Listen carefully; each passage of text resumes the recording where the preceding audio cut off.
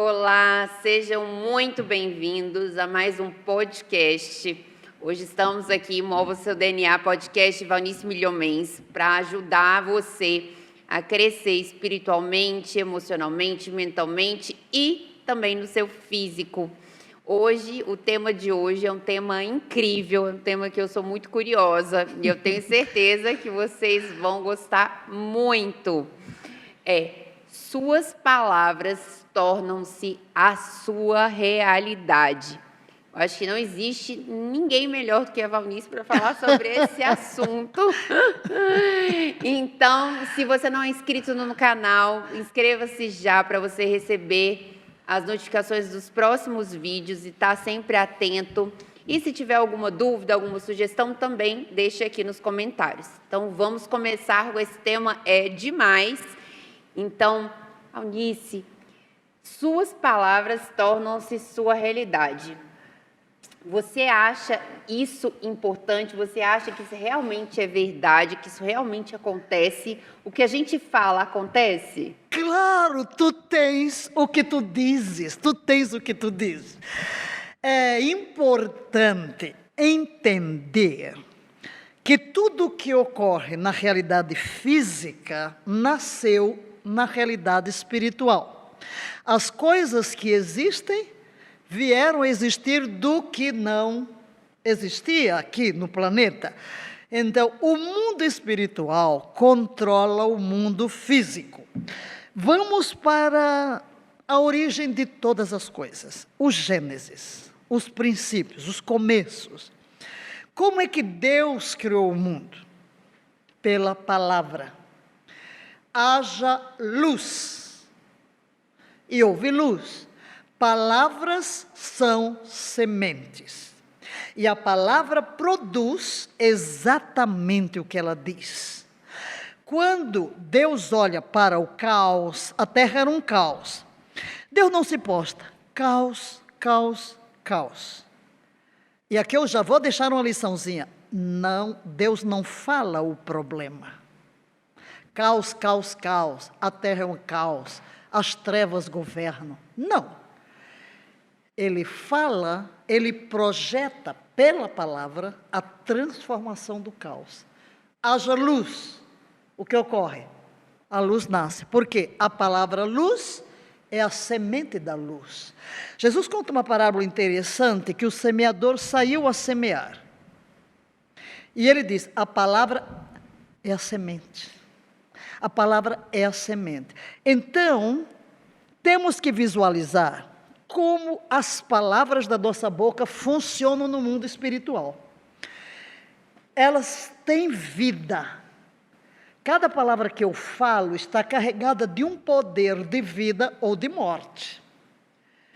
Aliás, o sábio Salomão disse isso, que as palavras têm poder de matar e de dar vida. O poder da morte e da vida está na língua. Então está na palavra. Então veja, pensemos num caroço, numa semente, uma semente de abacate, por exemplo. Como funciona? A vida do abacateiro está dentro dessa semente, mas ela precisa ser plantada. Cada palavra funciona exatamente assim como a semente. Dentro daquela palavra está a vida que a palavra representa. Por exemplo, eu falo paz. A paz está dentro da palavra paz. Eu falo doença. A doença está dentro. Eu digo derrota. A derrota está dentro desta palavra. Então, por isso, eu tenho que tomar cuidado com o que eu falo. Por quê? No mundo da palavra, no mundo espiritual, como é que eu planto? Porque a semente está na palavra, mas ela tem que ser plantada para que a vida e o poder de germinação venha à tona. A gente planta na terra, ok. Mas as palavras eu planto com a confissão dos meus lábios. A confissão. Deus diz, haja luz, a luz nasce. Haja luminares, os luminares nascem. E as pessoas, você vê hoje que as pessoas confundem isso? Demais, porque não entendem como funciona. Veja só, toda verdade é paralela. Você chega, aqui está um copo d'água. você pede, por favor, pode dar-me um copo d'água? Você projetou algo com a palavra copo d'água. Você não faz nada. Alguém entra em operação e, de repente, o que você falou é colocado diante dos seus olhos. Exatamente o que você falou. Você chega num restaurante, senta-se. O que você quer? Eu quero uma salada.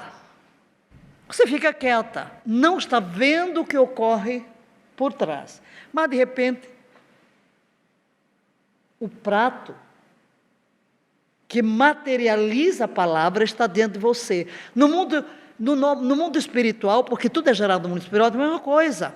Eu falo, em todas as coisas eu sou mais do que vencedor. Há um poder que entra em operação no mundo espiritual e a vitória me vem.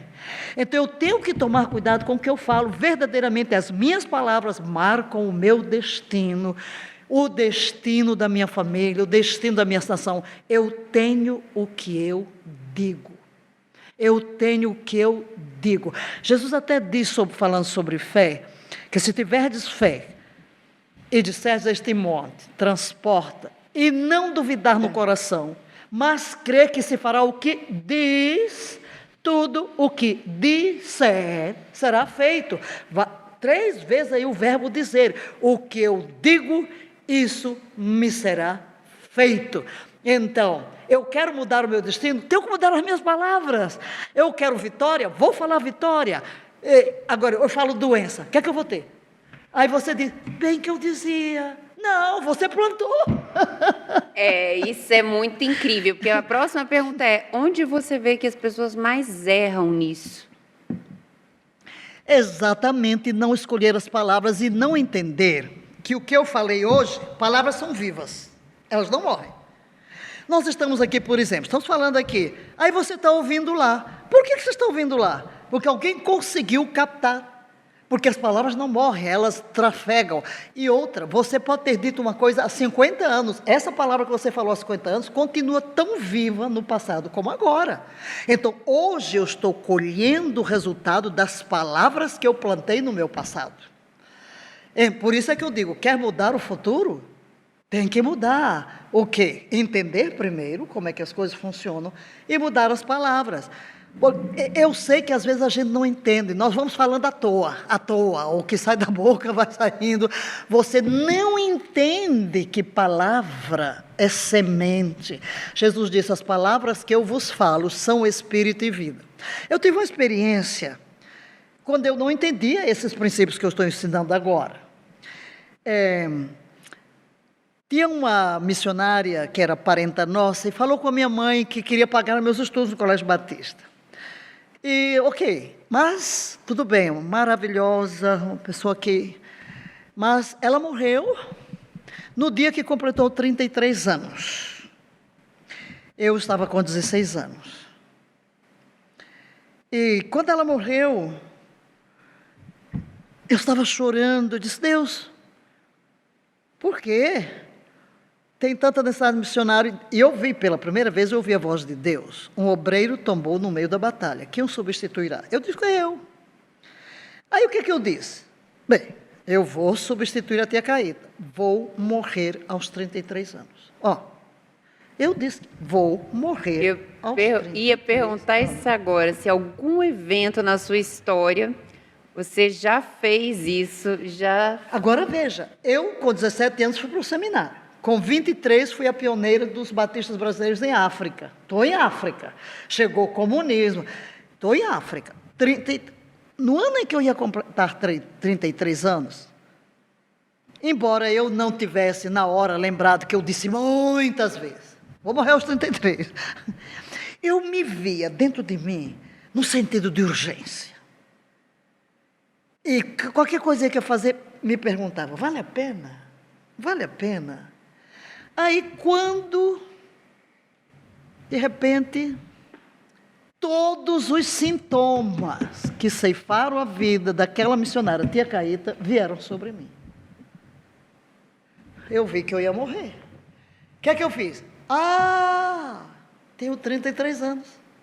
Bem que eu dizia, foi o que eu falei. Bem que eu dizia. Pronto. Aí, olha, Selou a maldição, a automaldição. não, claro, tu tens o que tu dizes. Quer dizer, eu plantei, eu vou morrer aos 33. Aí quando vem aquilo, olha a minha oração. Estou pronta para partir.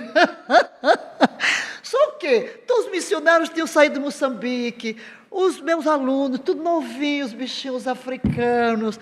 Aí tinha dois jovens que eu treinava, que eram indianos, portugueses indianos, que eu os treinava, né? Converteram também lá conosco e tal.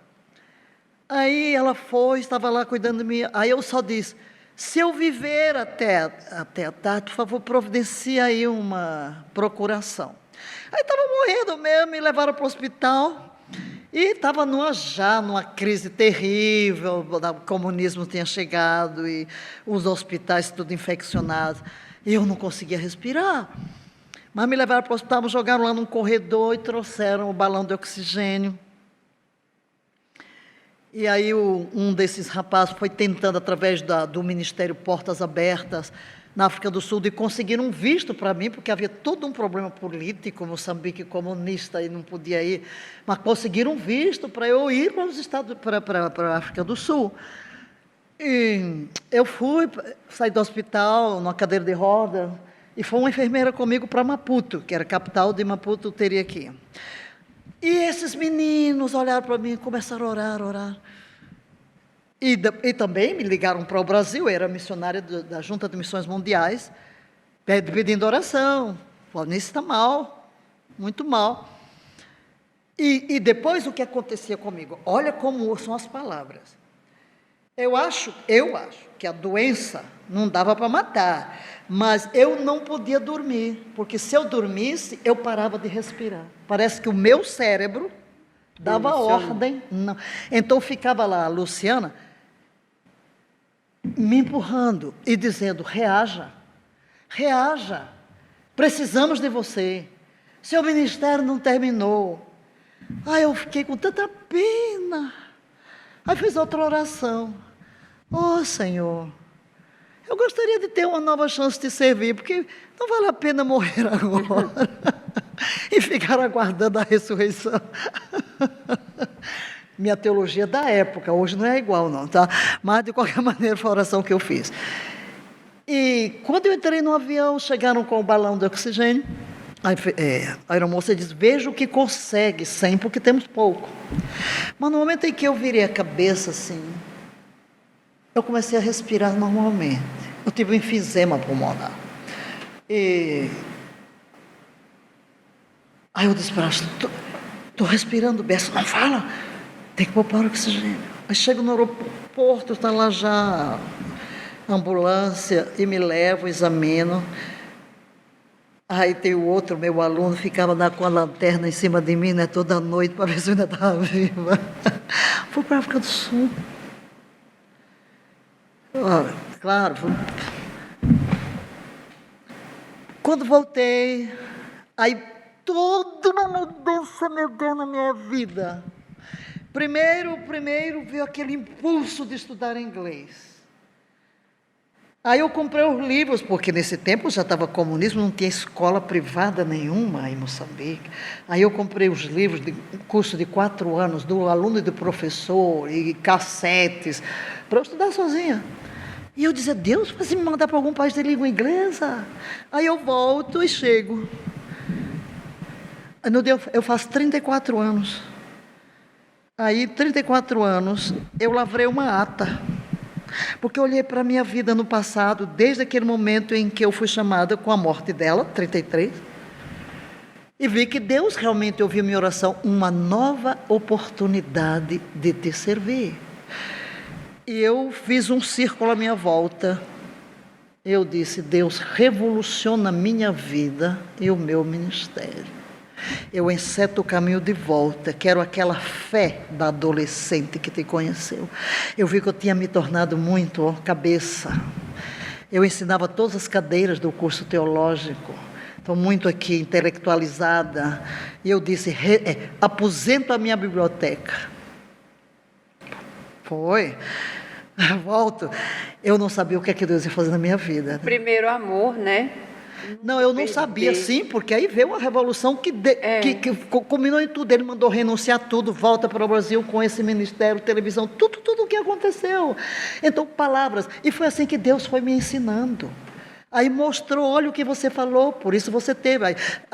Onde Deus, porque aí a Bíblia se tornou diferente, depois dessa experiência, depois fui batizado no Espírito Santo, aí a Bíblia se criou viva, né? Para o povo diz que a minha Bíblia é diferente, não é igual a de todo mundo, mas a luz que Deus dá, por causa destas experiências, então em cima da palavra, o que eu falo, gente, você está aqui nesse prédio, qualquer lugar, por exemplo, onde Deus mandou, nós temos patrimônio. Eu nunca pedi dinheiro a ninguém, nunca falo de dinheiro em nada, mas aquilo eu falo, é isso, é portanto, são tantos dias, é essa metragem, é o que acontece.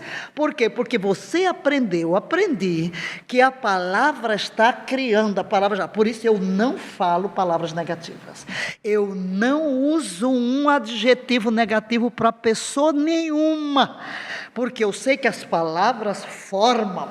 É da mesma boca, né? Do mesmo recipiente, não pode sair um vinho novo e um vinho ruim, né? Então, mas é a falta de entendimento das pessoas de como as coisas funcionam. Me passa essa água. Não sei se você se lembra, mas teve um experimento alguns anos atrás que mostrou de um cientista que era com a água. Para uma água, eles falavam palavras positivas e de encorajamento. Então, falavam amor, paz, gratidão, alegria. E para outra água, eles proferiam xingamentos, palavras negativas. E aí eles foram avaliar as duas águas. A outra água, para a qual estavam falando palavras negativas, ela estava completamente escura.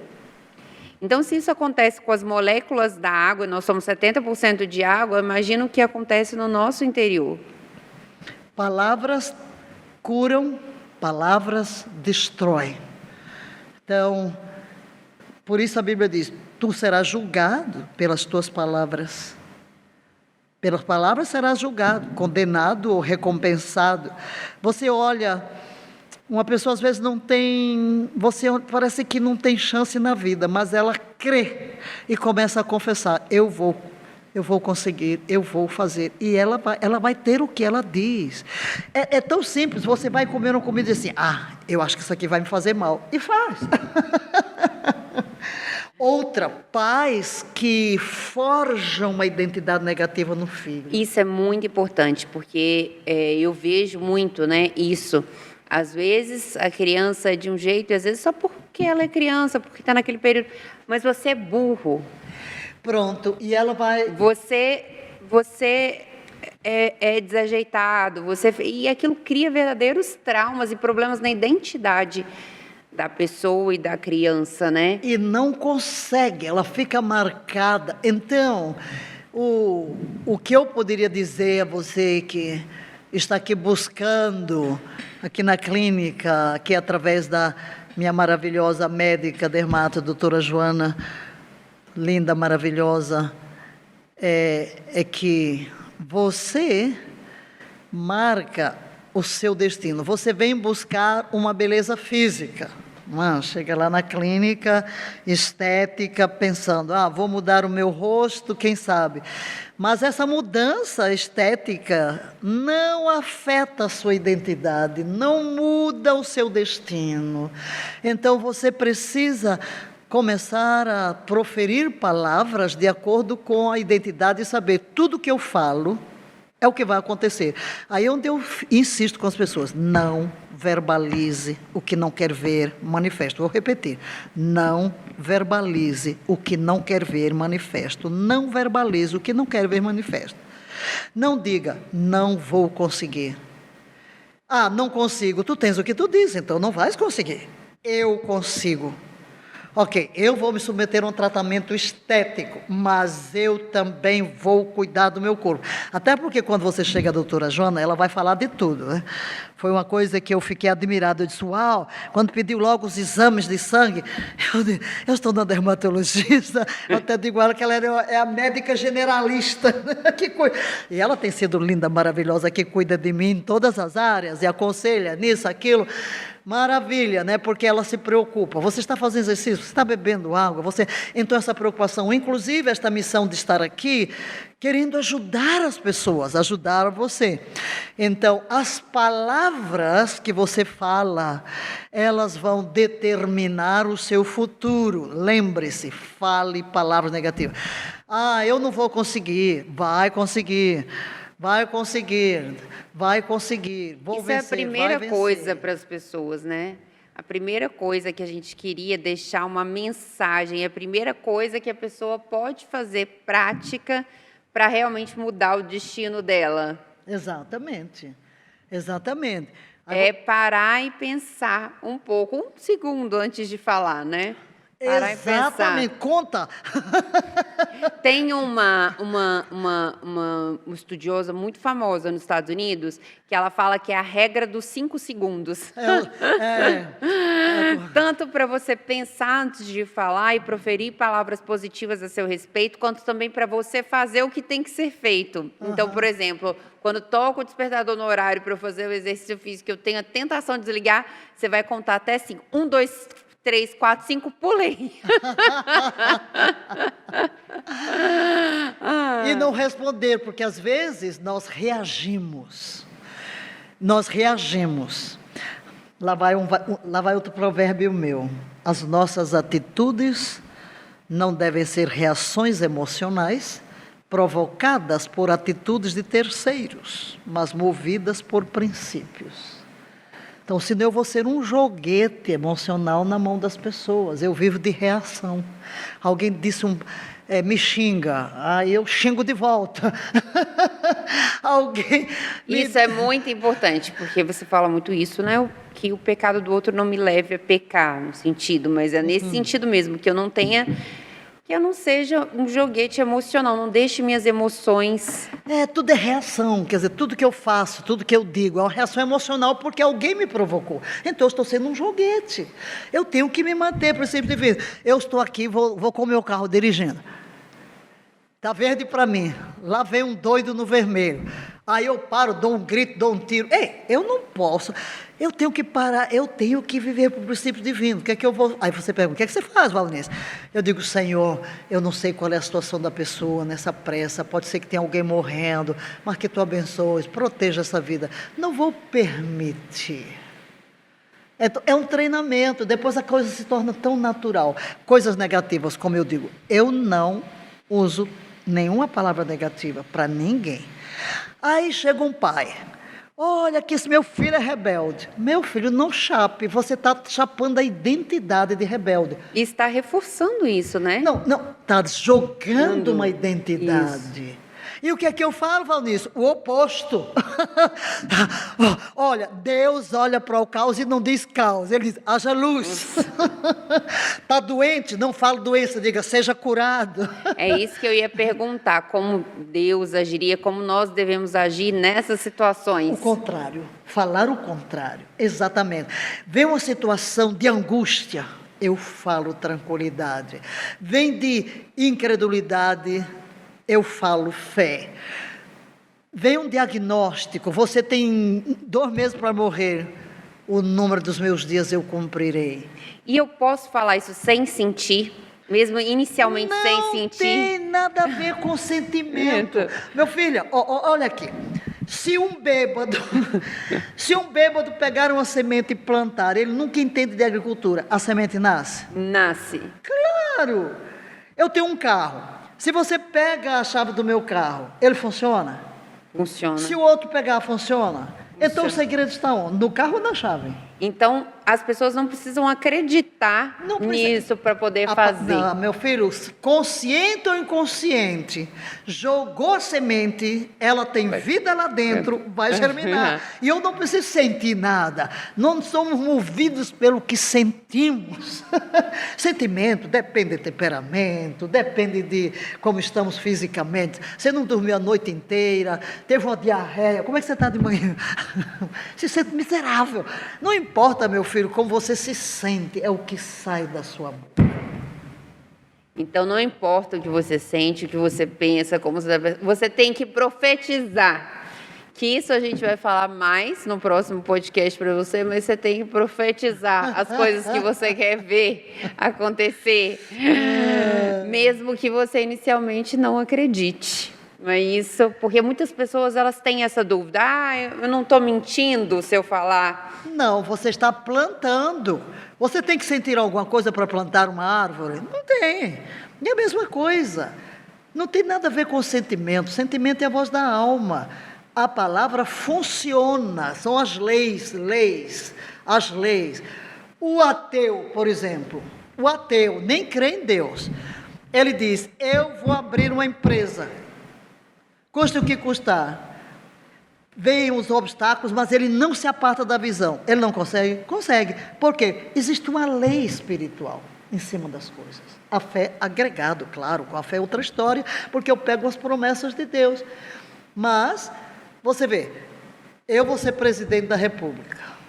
Alguém olha e diz assim, como? Mas a pessoa vai, e chega lá. O que foi? Palavras. Então seja. Foi a visão de José, né? Exatamente. O sonho que já se viu. Não se aparta. O sonho, não se aparte do seu sonho. Não se aparte da visão. Fale. E, por favor, você é pai, só fale palavras positivas. Meu filho é inteligente. Todo dia diga para ele, meu filho é inteligente, você vai ser próspero. Aí, quando ele está fazendo alguma coisa que você não gosta, em vez de dizer, você é rebelde, assim, meu filho é obediente. Projete o contrário. Lembra-se atenção disso. do problema, né? Fale, olha, isso não é desse jeito, existe um jeito melhor de se fazer, mas nada em relação ao fato, não tem nada a ver em relação à identidade da pessoa. Né? Às vezes alguém chega e diz, mas fulano, essa rebeldia, como é que eu lido? Eu digo assim, há um espírito de rebeldia operando na pessoa, é uma coisa, eu reconheço, há um espírito operando, há um impulso aqui, mas eu taxar eu estou projetando uma identidade. Eu vou lidar assim com o espírito de rebeldia? Eu vou, pelo ensino, pela instrução, mas não vou verbalizar uma identidade. Quando eu digo você é a identidade que eu estou plantando. Nós brasileiros somos muito emocionais, né? A gente tem um sistema emocional muito ativo e não temos uma educação emocional, não temos essa educação, somos muito temperamentais, juntamos tudo, né? Então, assim, o pai muitas vezes vê o filho fazendo alguma coisa, ou até vê um funcionário, uma empresa fazendo alguma coisa, fala, é rebeldia, é isso, é aquilo, e já taxa logo a identidade. Em vez, isso não é assim, desse jeito, isso pode ser feito de outra forma melhor, né? Tem uma outra forma para se fazer. Como eu faço, né? Alguém que está trabalhando comigo faz cada coisa, eu digo, você é inteligente. Você é inteligente, você pode. Porque, veja, até na nossa linguagem, olha a linguagem da gente. Estou morrendo de fome. Morrendo o quê? Você está morrendo nada. Não diga eu estou morrendo de fome. Você está com fome, mas nós somos. Não está morrendo. Vou ficar louco. Ei! Você sempre me chamou a atenção muito disso. E isso é uma parte que eu considero muito importante. Porque realmente a maior parte das pessoas mudar a linguagem. Fala isso, né? Eu estou morrendo de fome, eu estou morrendo de sede, eu não aguento. Às vezes está fazendo um exercício físico, eu não aguento. Aguenta sim. Aguenta sim. Aguenta sim, bora lá. Você é forte, você vai. Você tem uma professora que a gente assiste, que é uma professora dos Estados Unidos, o que é que ela fala? Ela está lá falando, falando sem parar, um exercício pesado, pesadíssimo, pode-se dizer que é um hit, e ela não para de falar. E o que ela fala? Fica, você pode, diga, eu posso, eu sou forte. Acho que ela faz um coach mental também, ao mesmo tempo que ela faz o exercício. 10 segundos, o que você não pode fazer em 10 segundos? 30 minutos, 30 segundos, o que? Pode. E ela fica, você pode, holy bananas. E a gente pode. Pode, inclusive agora estou lá no HIIT e eu olhei lá, poxa vida, trabalhou todos os músculos, e era o quê? Tríceps e tal, mas mexe o corpo do ponto ao fim, os pesos pula, vai.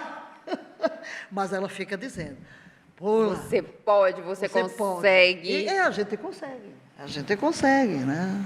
Claro. Então, tudo posso naquele que me fortalece. Não há obstáculos intransponíveis. Essa é a linguagem que temos que ter. Eu sou mais do que vencedor em todas as coisas.